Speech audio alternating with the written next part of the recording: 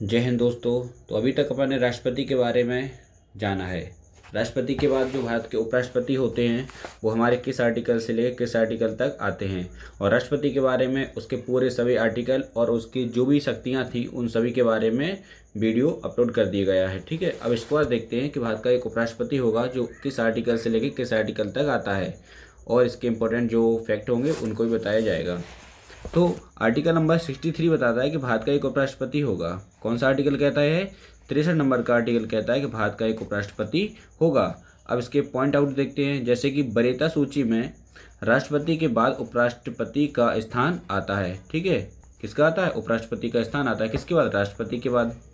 दूसरा क्या पॉइंट है इसका कि यह पद भारत में अमेरिका की तर्ज पर बनाया गया है, यानी कि हम कह सकते हैं कि उपराष्ट्रपति का जो पद है ये अमेरिका से लिया गया है। अगला पॉइंट देखते हैं, उपराष्ट्रपति राज्यसभा का सभापति होता है लेकिन राज्यसभा का सदस्य नहीं होता है। वो सदस्य होता ही नहीं है। वो क्या होता है? ओनली फॉर राज्यसभा का सभापति होता है। ठीक है, वो राज्यसभा का सदस्य नहीं होता है। अगला पॉइंट आउट देखते हैं इसका,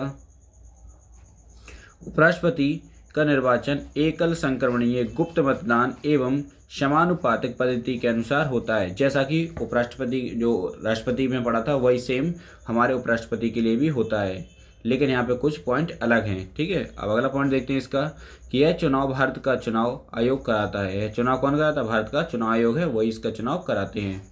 अगला देखते हैं, चुनाव में लोकसभा तथा राज्यसभा के सभी सदस्य भाग लेते हैं। ठीक है, इसके चुनाव से संबंधी विवाद केवल सुप्रीम कोर्ट में ही इसको लाया जाता है, इसमें हाई कोर्ट के लिए नहीं लाया जाता है। जिसमें चुनाव संबंधी कोई विवाद हो जाता है तो राष्ट्रपति का हो या फिर उपराष्ट्रपति का हो, सभी का सुप्रीम कोर्ट में इसका विवाद को सुलझाया जाता है। ठीक है, आगे पॉइंट आउट देखते हैं इसका। अगला क्या कहता है कि इनकी जमानत 15,000 रुपये आरबीआई बैंक में जमा करनी होती है।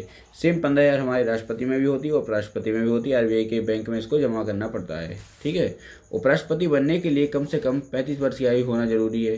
सेम कहीं ना कहीं हमारे राष्ट्रपति के लिए भी इतना ही है। अगला देखते हैं, ऐसा व्यक्ति किसी लाभ के पद पर ना हो, यानी कहीं ना कहीं वो कह सकते हैं कि गवर्नमेंट जॉब में ना हो, लाभ का पद ना हो, ऐसा व्यक्ति राष्ट्रपति के लिए या उपराष्ट्रपति पद के लिए वो चुनाव के लिए आगे आ सकता है। आगे देखते हैं, उसे संसद से 20 सदस्यों के द्वारा अनुमोदित तथा 20 सदस्यों के द्वारा प्रस्तावित होना चाहिए।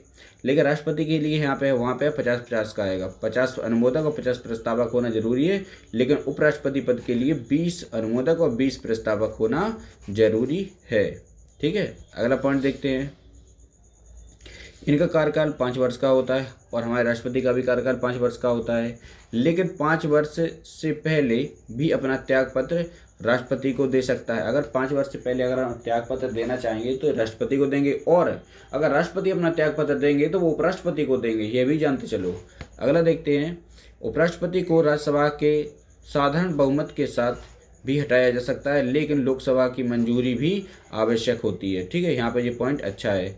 और उपराष्ट्रपति को राज्यसभा के साधारण बहुमत के साथ हटाया जा सकता है, लेकिन लोकसभा की मंजूरी भी आवश्यक होती है। आगे देखते हैं, जब भारत के राष्ट्रपति का पद खाली होता है तब उसके स्थान पर उपराष्ट्रपति कार्य करेगा तथा वही वेतन भत्ते प्राप्त करेगा जो राष्ट्रपति को प्राप्त हो रहा था, और उसकी जो भी सुविधाएं रहती हैं राष्ट्रपति की, वो सभी सुविधाओं का उपभोग भी हमारा उपराष्ट्रपति कर सकता है। जब तक कि कोई और दूसरा व्यक्ति राष्ट्रपति पद धारण ना कर ले, तब तक पूरी सुविधाओं का उपभोग कर सकता है। अगला पॉइंट देखते हैं, भारत के उपराष्ट्रपति को पद पर कार्य करने के लिए कोई अलग से वेतन नहीं मिलता है। इसे जो भी वेतन मिलता है राज्यसभा के सभापति के रूप में मिलता है, चूँकि भारत में उपराष्ट्रपति का कोई कार्य नहीं होता है। ठीक है, अगला पॉइंट देखते हैं इसका। अब पॉइंट यहाँ पे खत्म होते हैं, बस आर्टिकल देखते हैं कि 64 में क्या बताया गया है। तो आर्टिकल नंबर 64 कहता है कि उपराष्ट्रपति राज्यसभा का पदेन सभापति होता है, यानी कि अगर हमारा राष्ट्रपति साहब नहीं है तो उनके स्थान पर हमारे ये उपराष्ट्रपति उससे पूरा कार्यभार संभाल सकते हैं।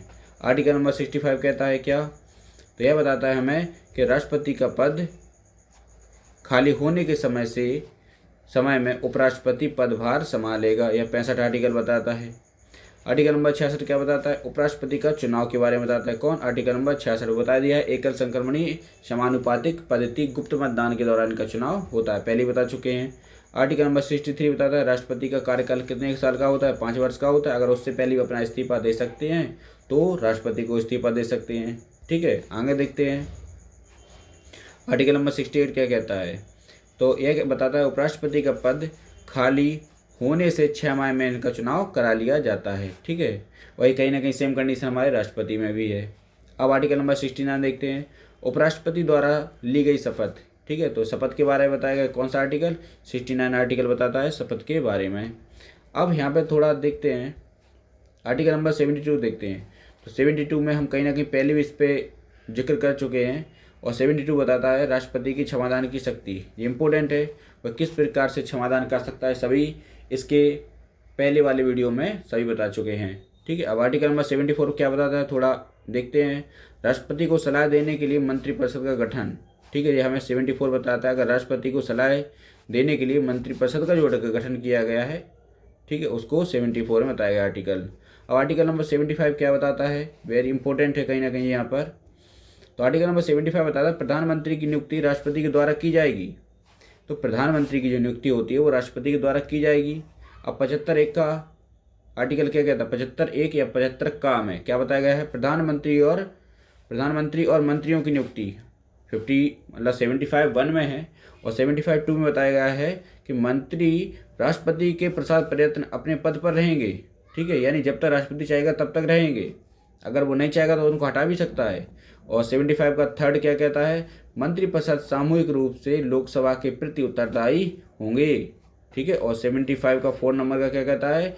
मंत्रियों के लिए जो शपथ बताई गई है वो 75 4th में बताई गई है। ठीक है, आई होप सभी आर्टिकल यहाँ पे आपने अच्छे से देखे होंगे, समझे होंगे, और इस वीडियो का स्क्रीनशॉट या फिर इसके नोट्स भी बना सकते हैं, जो भी आपको अच्छा लगे। अगर वीडियो अच्छा लगता है तो उसको लाइक, सब्सक्राइब, शेयर करें। Thank you. जय हिंद।